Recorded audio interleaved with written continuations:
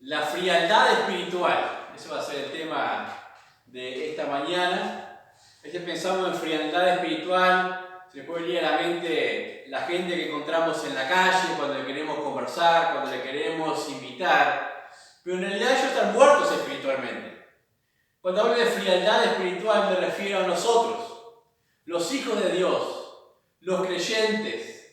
Es más habitual la frialdad espiritual de lo que quisiéramos admitir cada uno de nosotros. Y es más, tiempos de sequía espiritual son tan frecuentes o pueden ser tan frecuentes en nuestras vidas como contradicciones encontremos en el día o en la semana. Hay muchos factores, vamos a ver, que pueden estar influyendo en nuestra frialdad espiritual, o sea, que no tengamos ese fervor, ese anhelo, esa devoción por las cosas y la obra de Dios.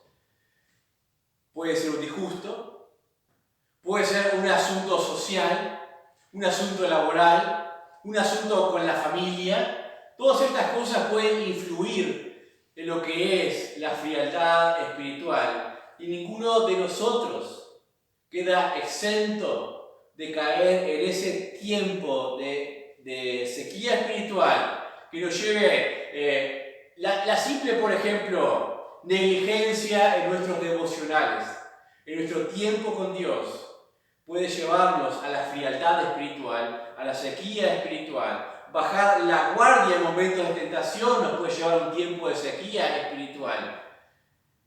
Si bien decimos, esto no son cosas extrañas a nosotros, tal vez esta misma semana hemos tenido un tiempito de frialdad espiritual, un día de sequía espiritual y hemos podido levantarnos nuevamente. Pero ¿cuáles son los peligros de la frialdad espiritual, de la sequía espiritual? El mayor peligro de dejar mucho tiempo la frialdad espiritual en nuestros corazones o nuestras mentes es el pecado. El pecado está siempre rondando, siempre llamando a nuestros corazones y a nuestras vidas. Y si nos encuentra en un momento de frialdad espiritual, ya no lo vamos a ver como pecado. Ya no lo vamos a ver como algo tan grave. Las tentaciones simplemente van a ser cuestiones de consideración, de raciocinio, de pensar, no está tan mal, no está tan bien. Cuando estamos fríos espiritualmente, las cosas malas no son tan malas y las cosas buenas son optativas, son cuestión simplemente de percepciones nada más.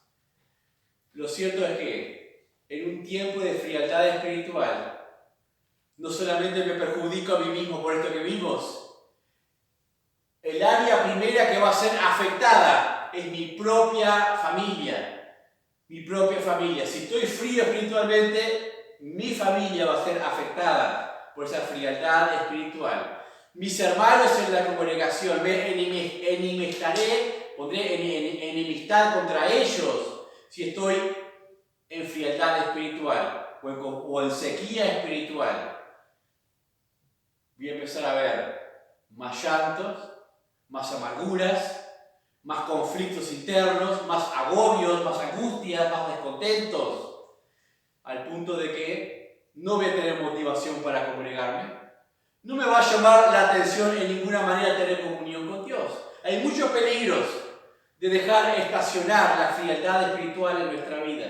Puedo recordar, antes de entrar a nuestro pasaje, al mismo rey David, un gran hombre, un hombre conforme al corazón de Dios, pero en un tiempo de frialdad espiritual que dejó de moverse y hacer lo que Dios le pedía que tenía que hacer, de ir a la guerra. En los tiempos que los reyes iban a la guerra, él se quedó muy tranquilo a mirarse a sí mismo y cayó en pecado. Expresa el Salmo 32, mi verdor se volvió en sequedades de verano. Todos sus huesos se dolieron dentro de él. Eso sufrió el mismo rey David. Un tiempo de frialdad espiritual. Fue un tiempo en el cual es como la uva se convierte en pasa. Y así se sentía oprimido por el pecado, oprimido por esa condición de alejamiento de Dios. Hay otros personajes, por ejemplo, en 1 Samuel capítulo 1 tenemos a Ana, también tenía presión social, tenía preocupación, tenía llanto, tenía dolor, pero si no podía manejar bien estas cosas, se iba a ahogar en un tiempo de sequía espiritual y de pecado. ¿Pero qué hizo? Fue al templo y se arrodilló y lloró y entregó todas esas cosas a Dios también. Y no cayó en frialdad espiritual y Dios la bendijo. También tenía sus presiones. ¿Cómo manejamos las presiones? También va a influir en cómo, si vamos a caer en frialdad espiritual o vamos a mirar al Señor Jesucristo, como cantamos, nuestro fiel amigo que es Él. No hay duda que muchos hermanos han caído en frialdad espiritual.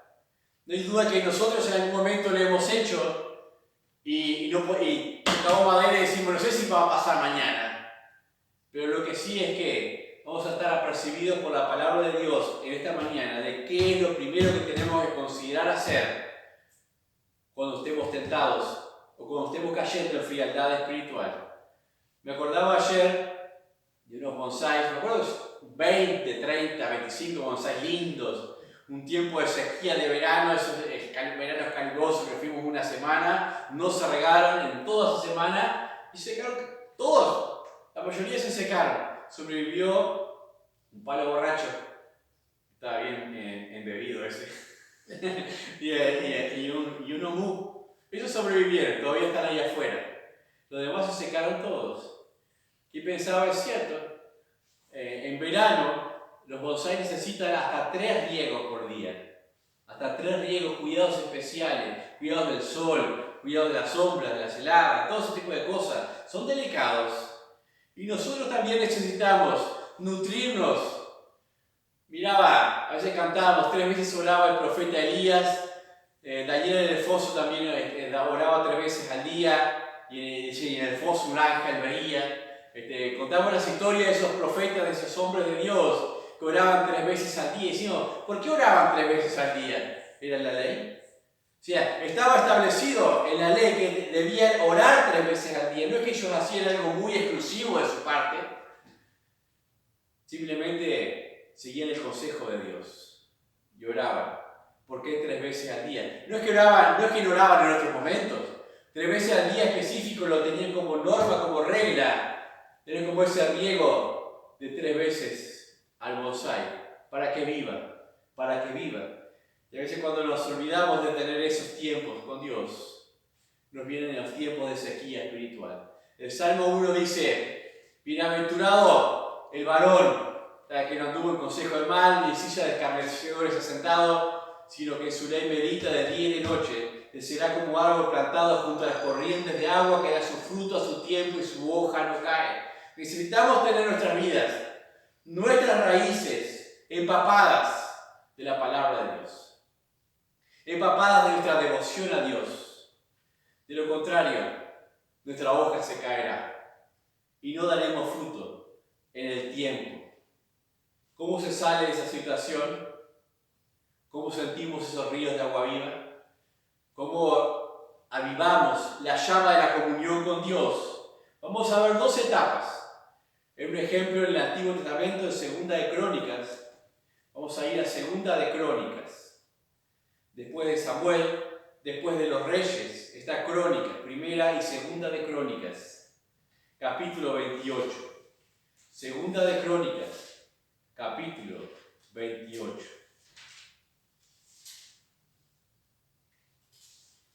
De forma sencilla, pero también muy objetiva, vamos a ver allí 2 pasos, 2 etapas necesarias para lo que llamaríamos un avivamiento o salir de la sequía espiritual o de la frialdad espiritual. Segunda de Crónicas, capítulo 28, vamos a leer versículos 1 al 8. Dice así: de 20 años era Acaz cuando comenzó a reinar.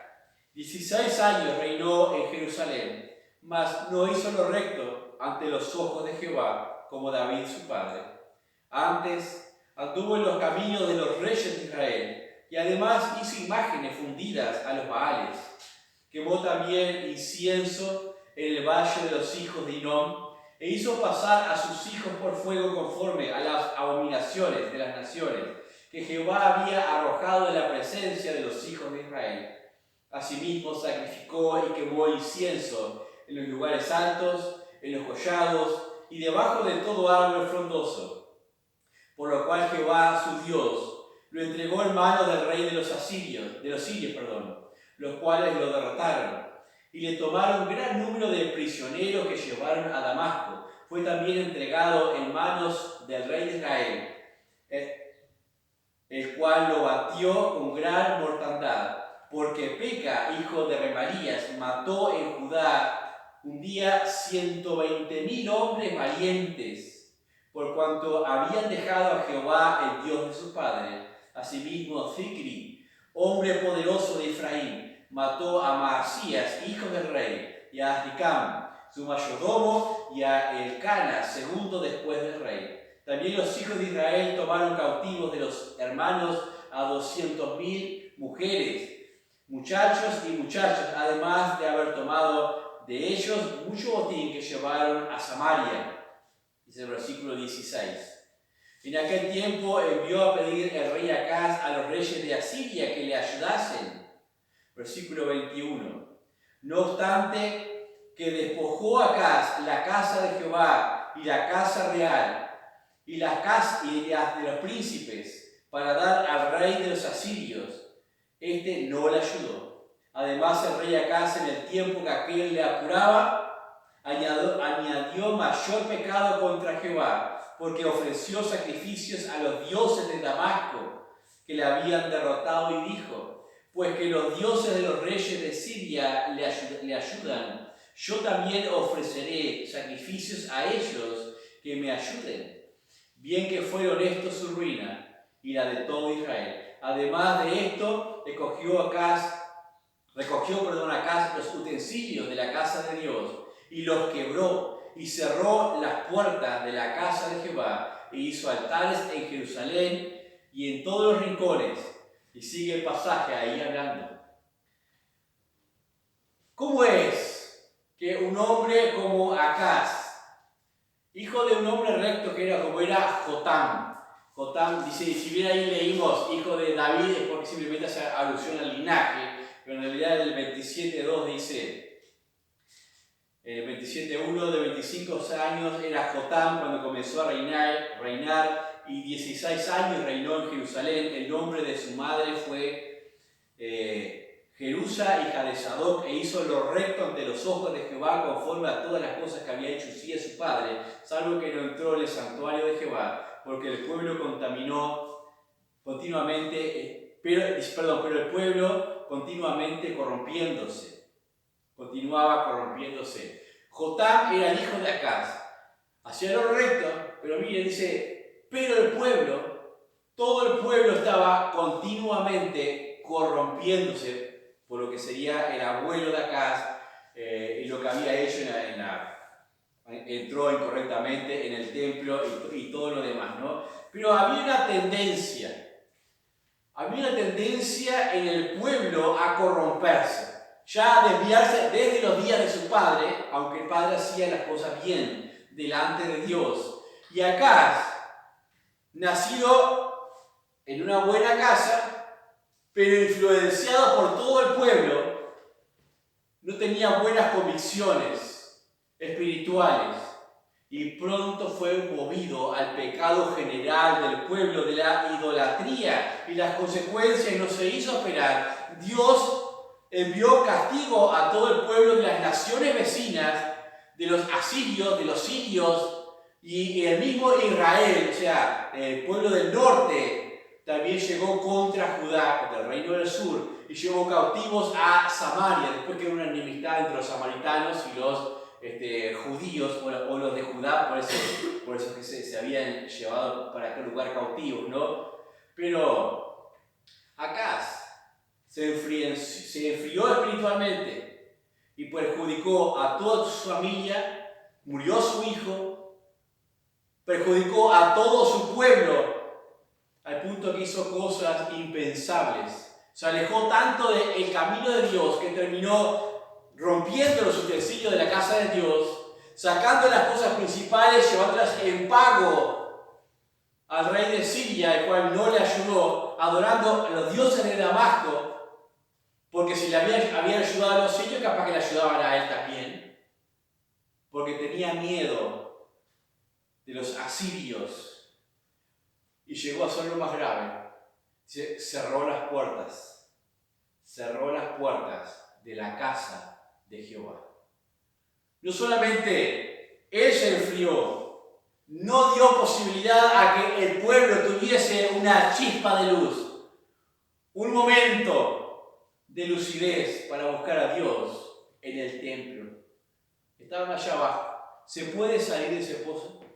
¿Podía el pueblo de Judá salir de ese pozo de sequía espiritual, de enfriamiento? Y eso es lo que vamos a ver, los dos pasos para salir en esta mañana, en el capítulo 29.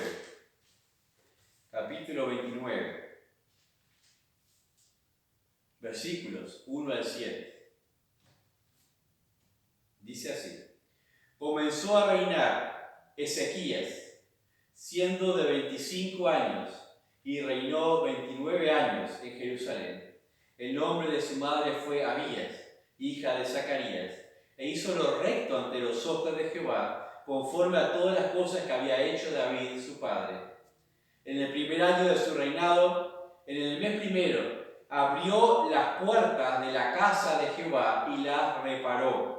E hizo venir a los sacerdotes y levitas y los reunió en la plaza oriental y les dijo: oídme, levitas, santificaos ahora y santificad la casa de Jehová, el Dios de vuestros padres, y sacad del santuario la inmundicia, porque nuestros padres se han rebelado y han hecho lo malo ante los ojos de Jehová nuestro Dios, porque le dejaron y apartaron su rostro del tabernáculo de Jehová y le volvieron las espaldas, y aún cerraron las puertas del pórtico y apagaron las lámparas, no quemaron incienso ni sacrificaron holocausto en el santuario al Dios de Israel.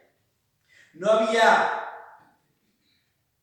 forma de que el pueblo pudiese volver a Dios o salir de esa sequía espiritual si no se consagraba nuevamente. Y eso es lo primero que tenemos que hacer en tiempo de sequía espiritual: buscar una consagración genuina. Buscar las formas en que nuestra vida puede presentarse en algún servicio a Dios. Y parece eso ir contra el orden de los bueyes y la carreta. Porque uno dice: si estoy mal espiritualmente, si estoy frío, si estoy seco, ¿cómo voy a ponerme a servir? No puedo. Eso es una mentira del diablo en tu corazón. Fuimos hechos para servir a Dios. Fuimos hechos para glorificar a Dios. Y no se va a volver a encender una llama en nosotros si no comenzamos a hacer aquello para lo cual fuimos hechos o creados. Entonces lo que pide acá el rey es: vamos a hacer. Vamos a consagrarnos. Vamos a limpiar lo malo. Vamos a presentar nuestras vidas. Santifíquense. Una consagración genuina es el primer paso. Empezar a hacer lo que tenemos al alcance de nuestra mano para hacer en el servicio a Dios es lo primero para encender la llama. Para que comience a correr el agua nuevamente espiritual en nosotros. Si nos quedamos quietos, no va a suceder que de la nada esos ríos van a florecer y de recién voy a empezar a servir. No, sirve a Dios. Estás frío, sirva a Dios. Estás mal, sirva a Dios. Busca llevar tu vida al servicio de Dios. Dice en el versículo 6 y 7 leemos: nuestros padres se han rebelado, han hecho lo malo.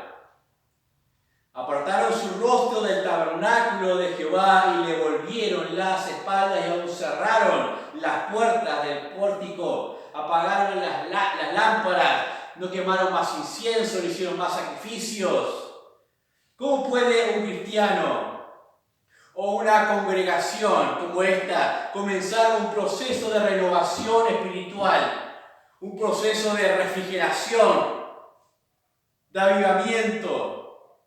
Y la palabra es esa, consagración o santificación, que es la que vemos acá. Esta santificación está ligada a lo que es la consagración o reconsagración. ¿Cómo traducimos eso en formas prácticas? Acá dice que le habían dado las espaldas al tabernáculo.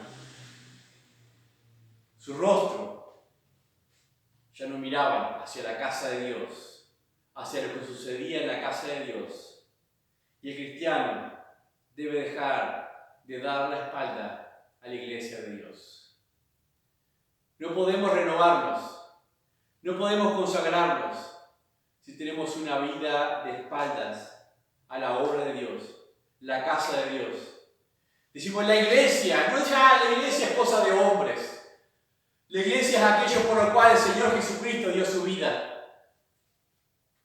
Como dice en Efesios capítulo 5, se entregó a sí mismo para presentársela a una iglesia gloriosa y sin mancha. La iglesia no es cosa de hombres. La iglesia es lo que el Señor Jesucristo amó. No las paredes, la iglesia.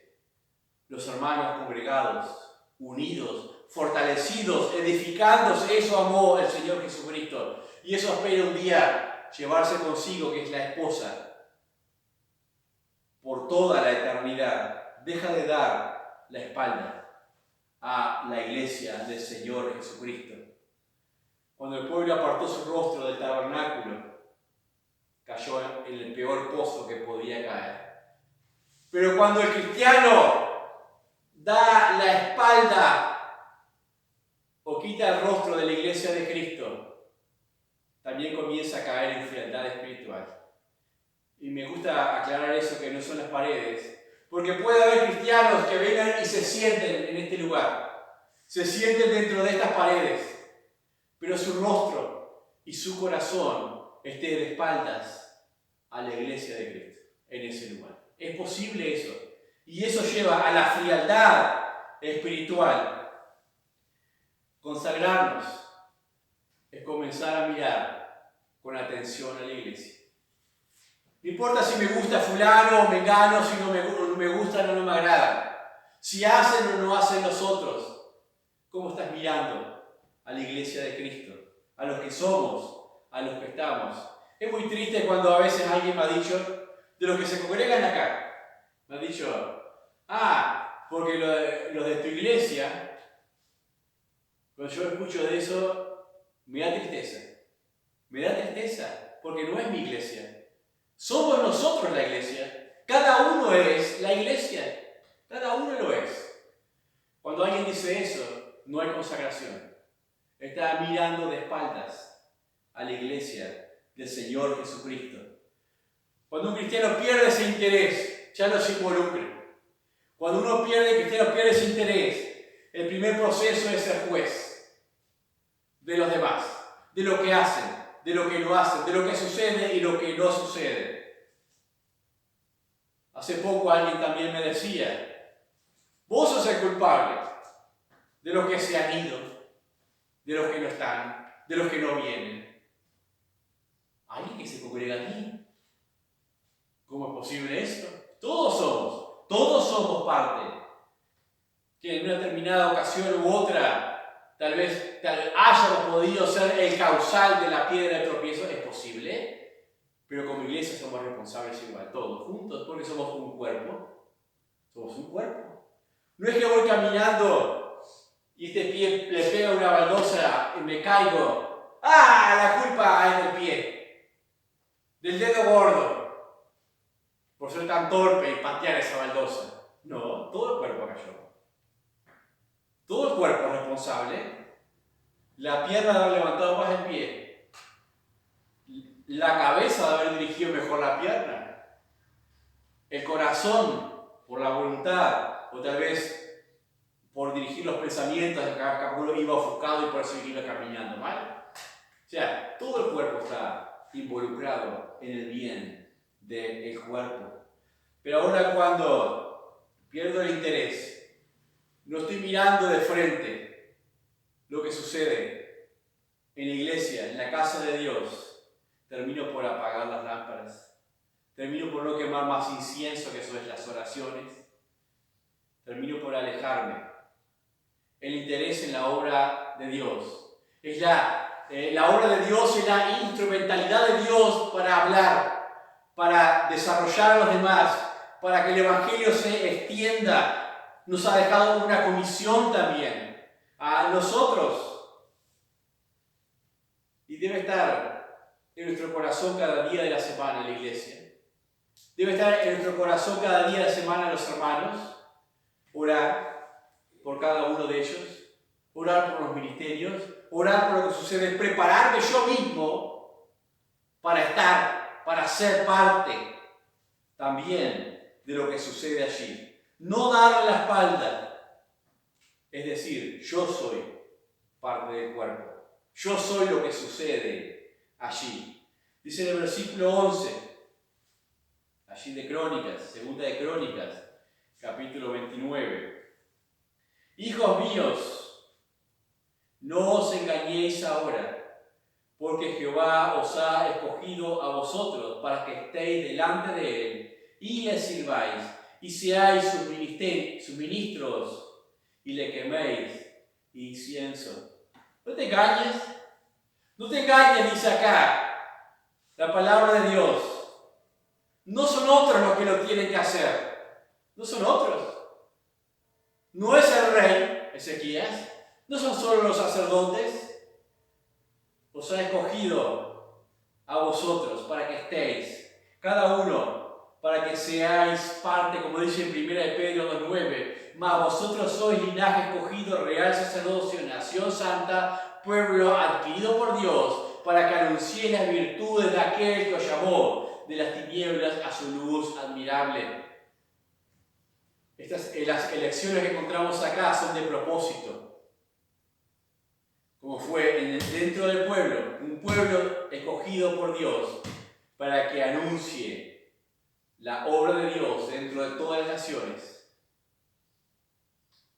Nosotros, la iglesia, también somos un real sacerdocio, una nación santa. ¿Para qué? Para que anunciemos las virtudes de nuestro Señor Jesucristo, para que salgamos de las tinieblas y vayamos hacia su luz admirable. Por eso dice acá, no os engañéis ahora.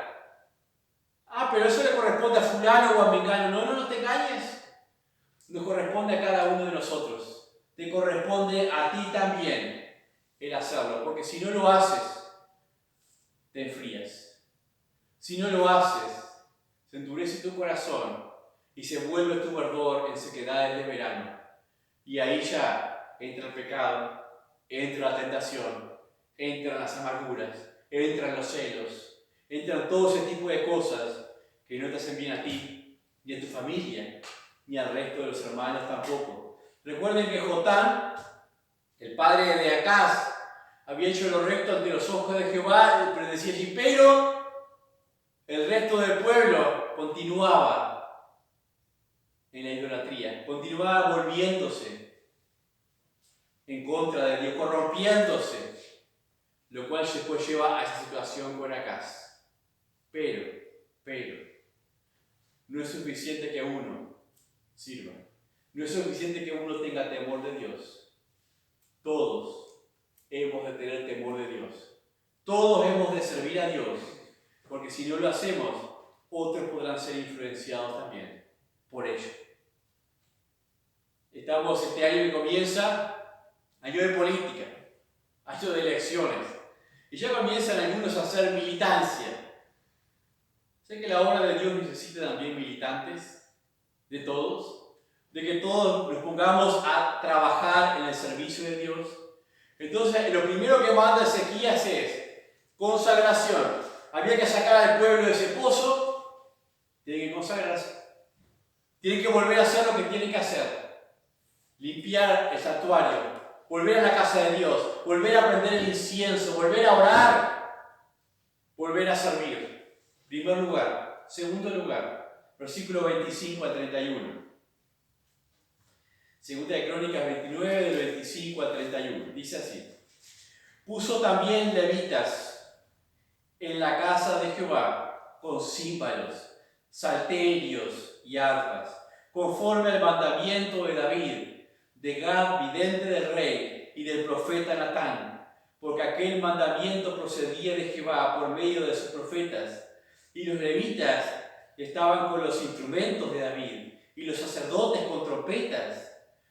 Entonces mandó Ezequías sacrificar el holocausto en el altar, y cuando comenzó el holocausto, comenzó también el cántico de Jehová, con las trompetas y los instrumentos de David, rey de Israel. Y toda la multitud adoraba, y los cantores cantaban, y los trompeteros sonaban las trompetas. Todo esto duró hasta consumirse el holocausto. Y cuando acabaron de ofrecer, se inclinó el rey y todos los que con él estaban, y adoraron. Entonces el rey Ezequías y los príncipes dijeron a los levitas que alabasen a Jehová con las palabras de David y de Asaf vidente. Y ellos alababan con gran alegría, y se inclinaron y adoraron. Y respondiendo Ezequías dijo: varones, os habéis consagrado ahora a Jehová. Acercaos pues y presentad sacrificio y alabanzas en la casa de Jehová. Y la multitud presentó sacrificio y alabanzas. Y todos los generosos de corazón trajeron holocaustos. Y fue el número de los holocaustos que trajo la congregación: 70 bueyes, 100 carneros y 200 corderos, todo para el holocausto de Jehová. Y las ofrendas fueron 600 bueyes y 3000 ovejas. Mas los sacerdotes eran pocos y no bastaban para desollar los holocaustos. Y así sus hermanos los levitas les ayudaron hasta que acabaron la obra y hasta que los demás sacerdotes se santificaron, porque los levitas fueron más rectos de corazón para santificarse que los sacerdotes. Así pues hubo abundancia de holocaustos, con grosura de las ofrendas de paz y libaciones para cada holocausto. Y quedó restablecido el servicio de la casa de Jehová. Y se alegró Ezequías con todo el pueblo de que Dios hubiese preparado al pueblo para la cosa, porque la cosa fue hecha rápidamente. Adoración genuina. Primero, consagración genuina. Segundo, adoración genuina. Dice: entonces mandó Ezequías sacrificar el holocausto en el altar, y comenzó el holocausto y comenzó también el cántico a Jehová. Cuando uno vuelve su vida a la casa de Dios, su rostro a la casa de Dios, su voluntad a la casa de Dios, o sea, a la obra de Dios, entonces ese compromiso me va a llevar a renovar mi cántico, a renovar mi alabanza a Dios, mi adoración a Dios, mi regocijo a Dios. ¿Te cuesta alabar a Dios? ¿Te cuesta regocijarte en Dios? Mira qué estás haciendo. ¿Está tu vida consagrada a Dios? Si tu vida no está consagrada a Dios, claro que te va a costar exaltar a Dios. Porque exalta a Dios el que le ha reconocido como Señor y se ha consagrado a Dios. El holocausto, hay una diferencia entre el holocausto y ofrenda de expiación. El holocausto es una ofrenda de paz, una ofrenda de dedicación, una ofrenda de pureza a Dios. La expiación en realidad tiene que ver con la condición delante de Dios. Primero se presentan las ofrendas a Dios para arreglar esa condición delante de Dios. Se derramaban esos sacrificios para expiar los pecados, pero el holocausto era la ofrenda de la dedicación a Dios. Primero se purifica, se expía el altar, el holocausto, las vidas, pero luego que eso sucede, se presentan los holocaustos, esas ofrendas de dedicación a Dios. Y dicen, mientras se quemaban, eran ofrendas que se quemaban absolutamente, totalmente, por eso es dedicación. Y cuando nos dice la Biblia que tenemos que entregar nuestras vidas en ofrenda a Dios, el sacrificio vivo, se está refiriendo a un holocausto, no una expiación. Cristo es nuestra expiación. Nosotros presentamos nuestra vida en holocausto, una ofrenda de olor grato a Dios. Y dice, mientras esa vida se presenta totalmente a Dios, en pureza dice que cantaban, alababan, tocaban los instrumentos, las trompetas. Y mientras nuestras vidas se estén presentando a Dios en ese sacrificio vivo, santo, agradable a Dios, vamos a poder escuchar cánticos en nuestros corazones, vamos a poder alabar con real alegría en nosotros. La frialdad espiritual calla nuestros labios. Si no cantas, si no alabas, si no tienes deseos de alabar, no te engañes. No te engañes, hay frialdad espiritual. Hay frialdad espiritual porque no hay regocijo en el corazón. No hay regocijo en el corazón. ¿Qué está pasando? No estoy mirando a la casa de Dios con buenos ojos. No estoy mirando a la obra de Dios con buenos ojos, ni a la iglesia del Señor Jesucristo con buenos ojos. Le estoy dando la espalda. No puede haber adoración genuina sin consagración genuina.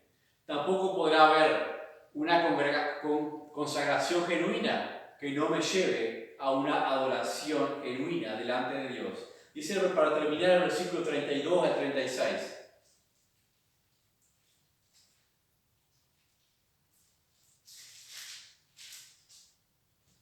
Dice así: fue el número de los holocaustos, y ahí hemos leído la cantidad tremenda que trajeron.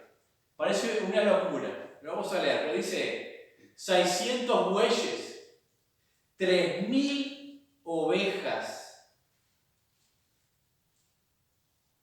más lo que era para el holocausto, 70 bueyes, 100 carneros y 200 corderos. No daban abasto, dice, para desollar todo eso. Los sacerdotes, los levitas. Yo sé lo que es eso, porque hace poco tuve que desollar 2 borregos. Lleva su tiempo, lleva su trabajo, pelearlos, sacarlos, limpiarlos. Claro, los animales del holocausto se presentan vivos, se degüellan sobre el altar en encendido fuego y todo se consume. No hay que cuerearlo, no hay que hacer todo ese proceso, ¿no? Pero era un montón de trabajo. Pero lo que destaca aquí era la abundancia. La abundancia estaba testificando de lo que había en los corazones, lo que había en aquella adoración. El pueblo, un pueblo que hasta hace poquito estaba frío, estaba hundido en sequedades, ahora traía todo esto para sacrificar a Dios, para adorar a Dios. La forma en que nos comprometemos con Dios habla también de nuestra consagración a Dios. Adorar a Dios no es solo cantar el domingo. Adorar a Dios no es solamente entonar el himno que escoja el que esté dirigiendo aquí, más o menos. Tiene que llevar toda nuestra vida, todo nuestro compromiso. Y es cierto que se dice, y todos dicen que a los uruguayos les cuesta un montón la consagración. Que vamos a otras ciudades, a otros países, y hablamos de consagración, lo tenemos a todas las rodillas. Multitudes. Así, en un día, 100, 200, 300, y es cierto, Centroamérica, Chile, Argentina, otros lugares así. Hay mucha facilidad de corazón para consagrarse, pero el uruguayo es duro de corazón para consagrarse. A veces lo contamos con los dedos de la mano, los que realmente quieren hacer algo. Pero yo animo a cada uno a poder hacerlo. Porque si no se consagran, pasa lo que pasa. Llega un momento en que ya cierran su deseo de orar y cierran para sí mismos las puertas de la casa de Dios y no se congregan más. O ya les resulta tedioso congregarse. Les resulta algo inoportuno el hacerlo. Porque nunca hubo una consagración real. La Biblia dice: cree en el Señor Jesucristo y serás salvo. Señor, Jesucristo tiene que ser Señor. Una verdadera salvación me lleva a rendir mi vida al Señor Jesucristo. Alguien me decía hace poco tiempo atrás, es cierto, Dios dice muchas cosas en cuanto a la vida, lo que es la vida recta, lo que es la santidad, lo que se debe hacer. Pero Dios no obliga a nadie a hacer esas cosas. El creyente es salvo por la fe y decide si lo hace o no lo hace. Dios no le va a condenar por eso, ni le va a juzgar por eso. Y eso me da tristeza escuchar esas cosas. Porque no se ha entendido lo que es la salvación. Fuimos rescatados de nuestra vana manera de vivir. Si fuimos rescatados de esa vana manera de vivir, ahora andamos en una manera útil de vivir y no hay una forma más útil de llevar nuestra vida al servicio de Dios que para la gloria de Dios. Para eso fuimos rescatados. Somos real sacerdocio, nación santa. Adorar a Dios, no solo cantar. Y el último salmo que les leo, Salmo 40. Salmo 40, versículos 1 al 3. Dice: pacientemente esperé a Jehová, y se inclinó a mí, y oyó mi clamor, y me hizo sacar del pozo de la desesperación, del lodo cenagoso. Puso mis pies sobre peña, y enderezó mis pasos. Puso luego en mi boca cántico nuevo, alabanza a nuestro Dios. Verán esto mucho y temerán y confiarán en Jehová. Qué precioso lo que dice el salmista. Esperó en Dios, no se alejó de Dios. Dice que Dios se inclinó a mí. Dios el alto, el sublime, se inclinó a mí y oyó mi clamor y me hizo sacar del pozo. ¿Qué usó Dios para sacar a David? Probablemente a otros hermanos, a otros hombres de Dios, a otros profetas de Dios. Me hizo sacar del pozo y enderezó mis pasos. Estás en un pozo, estás seco. Lo último que debes hacer es dejar de congregarte. Lo último que debes hacer es dejar de buscar a Dios. Porque Dios utiliza de allí para sacarnos de ese pozo, pero también utiliza de allí para enderezar nuestros pasos. Puso luego en mi boca, el resultado de la consagración, puso luego en mi boca cántico nuevo, alabanza a nuestro Dios. Esto lo verán muchos y creerán. Una vida consagrada y que alaba a Dios genuinamente es un testimonio vivo de lo que Dios hace en los hombres. Allá leíamos en Crónicas, se alegró de que Dios hubiese preparado al pueblo porque la respuesta fue rápida. Oremos para que Dios prepare a este pueblo, los que somos, los que escuchan el audio, para tener tiempos de avivamiento espiritual, de consagración genuina a Dios. Vamos a orar. Padre, damos gracias en esta hora por tu palabra. Qué testimonio precioso, Señor.